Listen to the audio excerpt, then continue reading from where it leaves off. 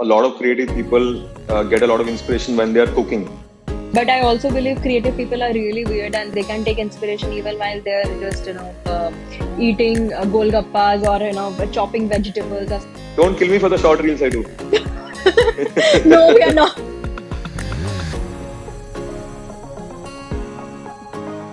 Today we had the pleasure of speaking with Joyatri, the person behind Studio Earth, an innovative interior designing firm based out of Noida.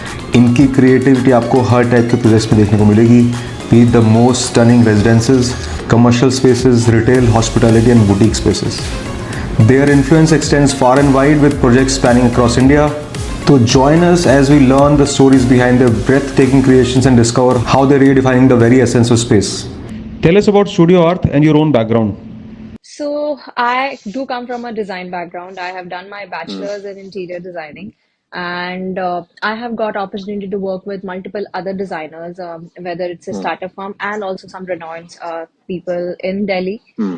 and also in Bangalore because during COVID I freelanced there.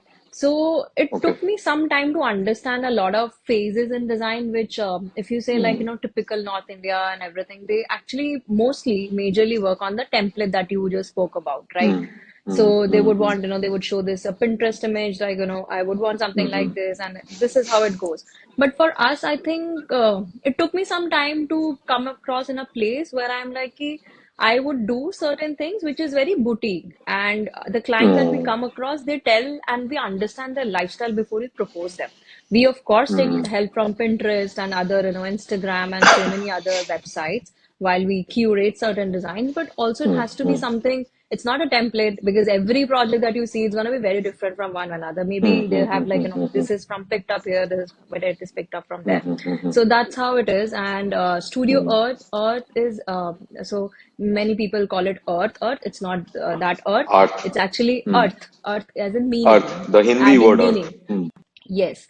So that's the thing that I had when I named my studio, and that's how we have been rolling. We have been in business for past 3 years now. When I Okay. said template, we Mm-hmm. did try to do all those Mm-hmm. projects differently from one to another. But when I said template, what I meant is that we did come across a lot of inquiries where people wanted us to do a bungalow on a plot, but we were having 25 running apartments back then. So we did not sort of want to go out of our easy scheme of things to do a bungalow or a villa on a plot piece. Mm-hmm. So, but across those apartments, we did try to do them very differently. But trust me, if you ask me, if given a choice today, I would rather want to be on your side, where you have every project, in size as well, and obviously in designs done differently. So specifically, it's not that I pick up projects which is large in scale or very among us in their budget or something like that, because I think, given having said that, we have this power where creativity comes and, we can make things on a budget, on a scale of things. But also there are, you meet clients who has unrealistic expectations and, Oh, by any means, you just have to let go them because there are talk about certain things that. that just Mhm. not possible. Yeah, Like I yeah. cannot bring the moon to them. So yeah, so that's how it is. But also, in my 3 years of business, I think it's been from last year. I think I have been very Mm, particular about picking the projects up. As like, my clients interview me that, because I tell them like, you should pick me if you think that mm, I am the right fit for your project. Because me as a designer and also in India specifically, I think around the world as well, home is a very big emotion, right? And they spend a lot of money and energy on, and mm. very enthusiastic they True, are about true. getting their home done and everything. And do not want it to be part of a place where they are not as energetic as Sure, I am sure. while I'm doing their home. So that has to be a very, 50-50 collaboration from the client and from our side, where I am picking up projects where we both are happy and we are delivering Mm. in a good space. Like, I'm not having like knots after, delivering the project with my clients. I'm like, okay, they are happy, I am happy. Sure, So it's sure. kind of like Understood, that for me. understood. How would you best describe your personal design style and how does it influence your work? I rather Mm-hmm. would say that I like to understand the client before I actually give them certain designs. I am good with Indian Sure. aesthetics. I'm good with modern. I am good with transitional. But also there I take some time to understand what my client's lifestyle is, what is that they're Sure. looking for, how they're approaching, and what is their activity around the house. So coming Sure. said that, what is their choices and everything, I think there I find the balance. And if I say what's my personal style, I don't think I've still figured that out, what is my personal Mhm. style. But I do know that I don't want something very over the top of gold bling or something. I like the balance. Mhm. I like Sure. something which is maintainable, because India is a place where, like, we're just crashing things, banging things. So things needs to be maintainable for me. So True. that's True. how I approach to my clients also. Even if I'm putting like a styling itinerary Mhm. anywhere in the house, that needs to be placed in a functional place, and just not just for a purpose of just there lying there, something like that. So would you get into the consulting mode with them where you would tell them at least, right in the beginning that these are my ideas and, let's sort of open up about these and then hear from them? So my ideas are generally influenced by the brief that I receive. It's just Oh, not okay. I'm not trying to force them, like, this is how it is. This is I would definitely force them on the function or something that they are. Sometimes what happens is, like, clients, they do shop around a lot. They do see a Yeah, lot yeah. of things, and they do not understand that this is going to be supporting their lifestyle in this house or in their space, whether it's their office, it's Mm. their any commercial space, or even if their Mm. home interiors. So Mm. coming from that part, I think I kind of segregate things, that this is going to work for you. I do listen to them, but as my part of the job, I really need to suggest them what goes best for them. Ultimately, of course, Mm. they have to take the final call. But again, if there's certain things I do not approve, I'm very upfront on saying I do not approve of it. If you still want to go ahead, it's your thing. You cannot blame me for that. So Sure. it's a kind of thing, and I think not many people appreciate that, you being so upfront and so honest. But it is how it is. So that's how I've been rolling. No, rightly said. I think for when it comes to functionality, there could be some gross big mistakes that people would commit if you don't stop them. For those reasons, for those mistakes, it's best to just be very stern about it, very right about it. Yeah, so I agree. I think that's what we have been doing also. Great. So the next question would be: are there any specific types of spaces or design challenges that you particularly enjoy taking up? I enjoy taking up any kind of design as long as I am being given the space that I have to design it, until I do not take up spaces where the client expect me to be the robot and I'm just gonna be the what they're gonna say. So Hmm. I do not work with those people. I had my past shares in the web places where the clients, they would hire me and they would just need me for approving them what they have already selected. And then, like, it's just Hmm. wasting my time, my skill set, my energy, and also on top Hmm. of that, why are you wasting your money, right? True. Yeah. So if Yeah. the client is hiring, they're hiring me for my professional skill set, or what I come across, or what are the things that come across. But yeah, those are the things I would not want to take.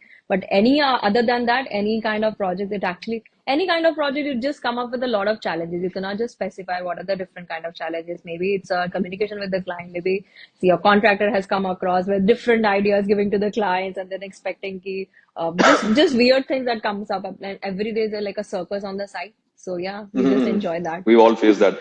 But is there a particular type of a problem that you would have uh, thought that you have got some victory around? For example, you mentioned that uh, in the beginning, when clients would have given you some brief about what they would want, and you already would have some ideas in your mind. And for me, when it comes to explaining them my ideas, and in the beginning they were very stern about a certain set of ideas. But when I get to explaining why what I wanted for that space and why I would want all of that for that space, they would then sort of get to understanding those things, and then they would tell me, okay, that's fine, let's move ahead with these. So some eureka moment like that where you would think, okay, this is some sort of I victory. think I have, I think I have cracked how to be more empathetic towards my clients, Oh, which okay. I was not. If I would say in the very beginning of it, the client would expect me to do this, and they were like, expecting me to be available at 11 o'clock at night, at 12 o'clock at night, and these things. Hmm. So over the time, when I started understanding what is the kind of things, what is the kind of situations, I think I have made the boundary. Like, you can tell me, I will listen to you, but you also have to give me, you also have to have the space where you have to listen to me. Sure. When you go to a doctor, you do listen to Hmm. them. But when you're coming to the designer, you don't want to listen to them. You think Hmm. that you know everything about it. Hmm. And if you know everything about it, then do not hire me. Do not spend your hard earned money on me. So coming from that, I think I am open to listen to my clients. My clients should also be open to listen to me, and that should Mm, not be in a place where they're very paranoid. And when you're doing a house, I think the other second victory I think I have made is like where I do understand that when clients are paying for their homes and they're paying their hard-earned money, and they're just, it's very financially exhausting, right? So you're just putting true, your money, and you do not see the results until the 90% of your payment is gone, right? So on true. that part, whole thing, I think that support is what the client needs, that, things are Mm, on space. Sometimes your client just want to rant at you and just shout, and it's just not coming like because you are a bad person or you have done anything wrong or anything. It's just that this is that the only moment. place where they can just say yes. So I think I have come across that place where I'm okay to listen to it. I'm like, okay, you want to take out your frustration. I understand that, but come across. And that part. And the another thing is like I'm very particular about listening to one person when I'm taking a family project rather than Mm, five people. I'm not gonna sit with five people. that's very I'm important. Mm, so this one person who's gonna come with me their others' opinions and everything, but there has to be one person making the final decision of all. mm, So it makes things a lot easier rather than you if approving ki, my mom will approve, my husband will approve, my dad would approve, and all your friends would approve. The project will never end. mm, So coming to that, you really need to, I think when they're making their home, they go through a lot of process also. This is when they see the, okay, I like this something in the restaurant. It was in a restaurant for a reason. It's not somebody's in mm, house. So true. you have to know what you really like, and also giving them time to think over, like, are you really sure that you really do not want this, or you really want it? Think over it.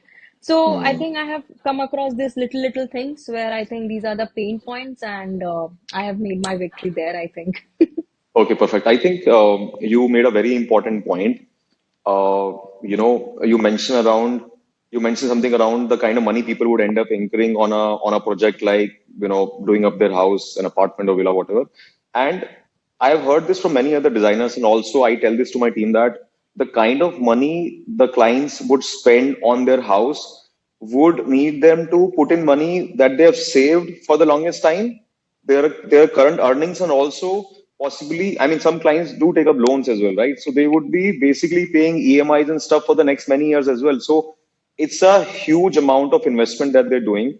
And also they have emotions running high, parallelly with the financial draining that is happening. There are emotions that are running high, and therefore they could be ranting out, like you said, and could be just that moment where they are not happy about something, and not that they are not happy with you, or your design firm as a whole. Yeah, so that's a very important point that you made. We've also faced that, and it's very common in this industry.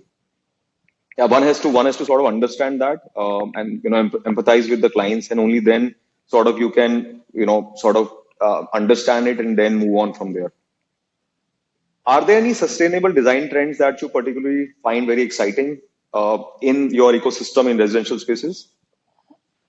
So I would define sustainability in a very different way, not just using sustainable materials, but Mm-hmm. what I generally ask if a client is moving home, what are the things that they would want to use from their existing furniture set instead of Mm-hmm. discarding everything. So coming from that part, I think I get clarity. I get space where I'm reusing their old furnitures, giving them a good look, Oh, good okay. new kind of thing. So I think that saves them money. That also gives them a lot of memories when they have bought that furniture in their home. So Mm. carrying that thing, I think that is my idea of sustainability instead of just putting, okay, this is material is sustainable, so use Mm. this or use that. So my idea of sustainable is very different than what is actually going in the market trend. I think that's a very interesting angle because a lot of times we see that many designers would just simply tell clients that, since you're starting a new house, everything has to be new. But if one can make use of the existing items, and if they are in good shape, and one can refurbish them by repainting, whatever you need to do on top of that, you can do that. But if you can sort of bring that to some use, then definitely you are saving the environment by some means. Yeah, that's a good angle. But you're also saving money for the clients. Absolutely, absolutely. And trust me, I have personally felt this, Jyoti, that when I've done that for clients, it goes a long way. They would remember that, this team in particular was not hell bent on getting them new furniture, new whatever only. We were, as long as we could, happy to have their old previous furniture, if, as long as it was in good shape, to be used, and that saves them money. Like you said, it's a different angle, but I've never thought about it. But it's interesting that that way we are saving the environment as well. We're not just throwing things away and using the older items as well. But clients always remember these things, and these are the things. These are the kind of things that clients would tell their relatives about, their friends about. This team in particular was not hell bent on asking us to buy everything new. They were keen on showing up putting up a very different show, but if that show can have things from the past that are in good shape and they can refurbish it, and they also understand that in these things there is obviously no money in making for the designers, but they still want to use it because they care about it, and this goes a long way. But I also see it in a place where, if you have grown up in a house and everything, and you have some little memories with this furnitures or whatsoever, it's just maybe Emotions. like an items, yes. But when you're moving out, you just somehow feel like, okay, I have bought this with my first money, with my first paycheck or something, and I'm moving in with my new house instead True, of just true. discarding it. Maybe I'm just grown out of style and everything. But yeah, indeed, there are many other people, they just buy, I think the only possible way of moving in with the fast furnitures is when you have actually invested on a good quality furnitures, because today with the furniture market coming up with so scrappy furnitures every now and then, I don't think I would ever recommend them ki ye whatever sofa you've bought, you just have to move it with, because it's just a sustainable, but it's just scrappy, it will just not sustain even for next 2 years. So I don't want you to come and blame me, okay, I suggested this and everything. So yeah, then I stop it there as well. In particular, with exhibitions, what are the kind of exhibitions that you like attending across the year? So I do not attend a lot of exhibitions, but I'm a really big fan of India Design. So we attended India Design this year as well. Uh, Wonderful. and More or less, it's just not about the furniture or the interior related kind of thing. I also attended Art India Fair, or like I think Indian Art Fair or something like that. I just forgot the name of it.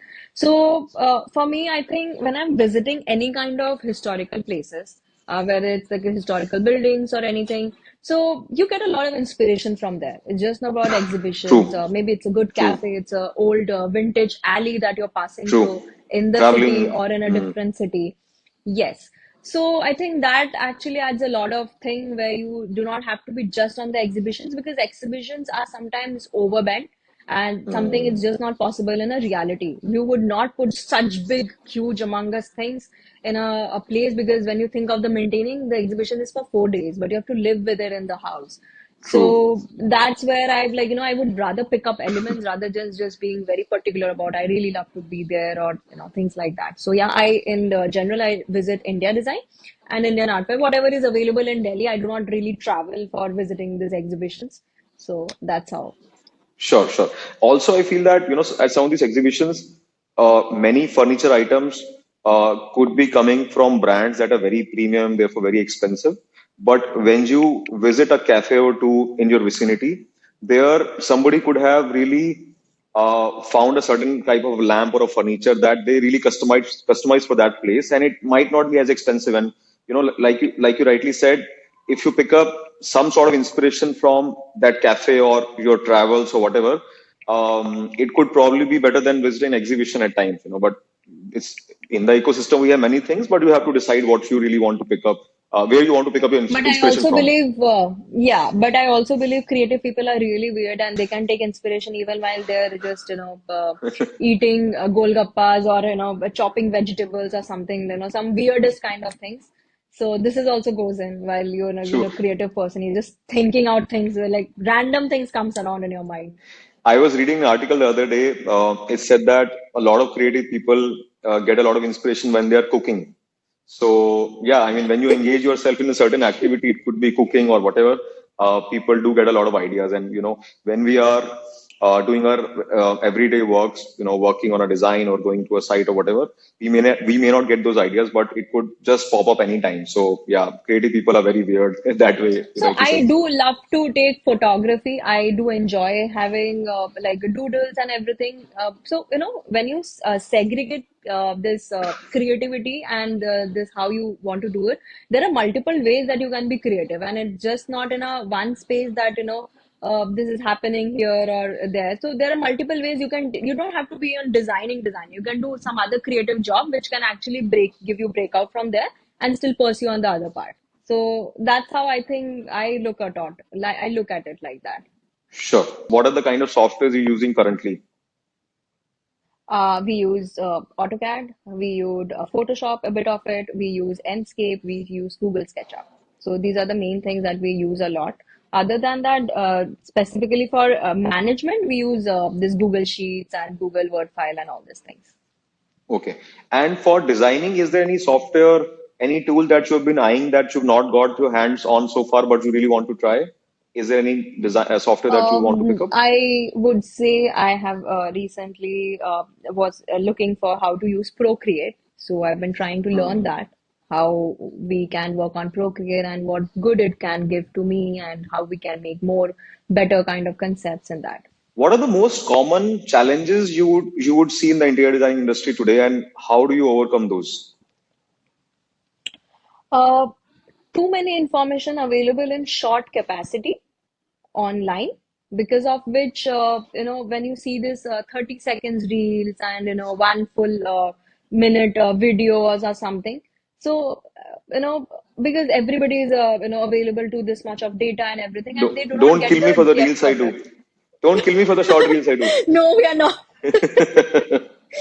Okay. But because there's a lot of information more to it, and they just see part of it. So True. when they say like, okay, it's a good apple pie being made. Do you know how much it takes to make that apple pie? Ah, So 100%. what are the ingredients and everything? They're just giving you this.